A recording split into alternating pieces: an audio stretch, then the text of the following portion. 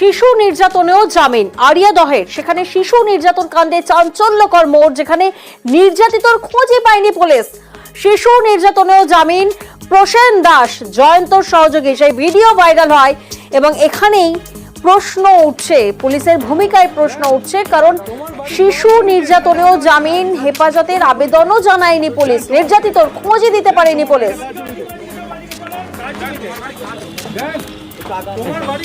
প্রতিনিধি অরুণ এই মুহূর্তে আমাদের সঙ্গে রয়েছেন, সরাসরি অরুণের থেকে একবার জানার চেষ্টা করি।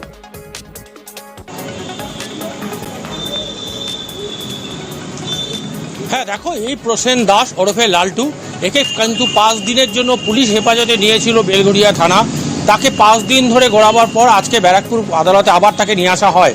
কিন্তু তার বিরুদ্ধে যে এত বড় ধারা, একটা ভিডিও ভাইরাল হয়েছিল, সেই ভিডিওয় তাকে যৌন নির্যাতন একটা ছবি, তাকে পরিষ্কার। কিন্তু এখনও পর্যন্ত এই 5 দিন হেফাজতে নিয়েও সেই নির্যাতিতার ছবি কিন্তু তার বাড়ির ঠিকানা পায়নি, কোনো রকম তার সংগ্রহ করতে পারেনি, কোথায় বাড়ি কি কোনো কিছুই পায়নি। ফলে তোকে আজকে কোর্টে তুললে আদালত তাকে জামিন দিয়ে বেল দিয়ে দেয়, অন্তর্বর্তীকালীন তাকে একটা জামিন দিয়ে দেয়।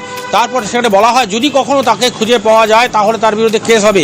এই যে বেলঘরিয়া থানার এই গাফিলতি, কেন তারা 5 দিনে হেফাজতেই বা চাইলো, কেনই বা নিয়ে তারা কোনো রকমভাবে তাকে বিভিন্ন ধারা দিল না, কেন একেবারে লঘু ধারা তাকে দেওয়া হলো, কেন পক্সো আইনটা তাকে দেওয়া হলো না, এই নিয়ে কিন্তু বিভিন্ন প্রশ্ন উঠছে। কারণ তার বিরুদ্ধে কিন্তু অনেক আইন দেওয়া যেত, কারণ একেবারে হালকা একটা আইন দিয়ে একদিন এই ধরনের একটা যৌন নির্যাতনের ঘটনা।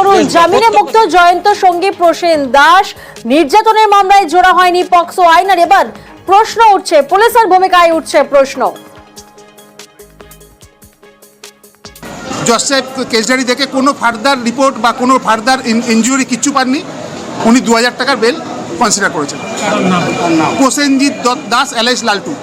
এই কেসটা হয়েছিল 11/7 আগে, 11/7 ওরা প্রডিউস করে, অন্তর্বর্তী জামিন দিয়েছে 13/12 ফার্দার ডেট হয়েছে। 13/12 কোনো প্রমাণই নেই এই কেসে, কোনো কমপ্লেন নেই, কোনো ইনজুরি নেই, কোনো কিছু নেই। পুলিশের মাধ্যমে ওই ভিডিও রেকর্ডিং দেখে, ভিডিও দেখে পুলিশ একটা সুমোটো কেস করে। কেন খোঁজ পাওয়া গেল না নির্যাতিতর? প্রশ্ন বিশিষ্ট আইনজীবী অনির্বাণ গুহ ঠাকুরতার। খোঁজ না মিললে খুনে মামলা হিসেবে বিচার্য মত আইনজীবী অনির্বাণ গুহ ঠাকুরতার। আদৌ এই বাচ্চাটিকে খুঁজে পাওয়া গেল না কেন? 2 নম্বর কথা, কতটা সহায়তা পাওয়া গেছে অ্যাকিউজডের তরফ থেকে এই বাচ্চাটিকে খুঁজে পাওয়ার বিষয়ে?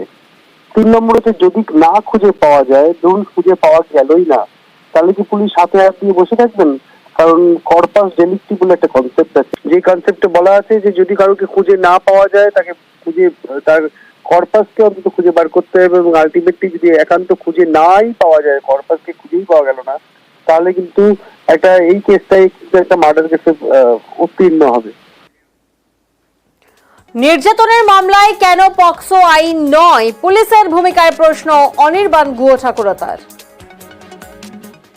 পুলিশ সুমোটো একটা কেস, মানে নিজে থেকে একটা কেস করেছেন ওই ভিডিও দেখে। তো ভিডিওটা দেখার পরে পুলিশ যদি এই কেস করেন, তাহলে অবশ্যই সেই পুলিশের সেই ভিডিওর মধ্যে নিশ্চয়ই এরকম কোনো বিষয় থাকবে যে বাচ্চাটির অত্যন্ত নির্যাতন হচ্ছে, সেরকম শারীরিক নির্যাতন হচ্ছে, এবং তাকে সেক্সুয়াল অ্যাসল্ট করা হচ্ছে বা কোনো অ্যাগ্রেভেটেড সেক্সুয়াল অ্যাসল্ট করা হচ্ছে, যেমন কোনো ডেডলি ওয়েপন দিয়ে তার প্রাইভেট পার্টস দিয়ে টাচ করা হচ্ছে বা অত্যাচার করা হচ্ছে, তাহলে definitely it has to be, মানে এখানে পক্সো আইন অবশ্যম্ভাবী। তো আমার কাছে এটা পুলিশের ভূমিকা, যেখানে পক্সো আইন কেন হলো না সেটা আমার কাছে আমাকে অবাক করছে।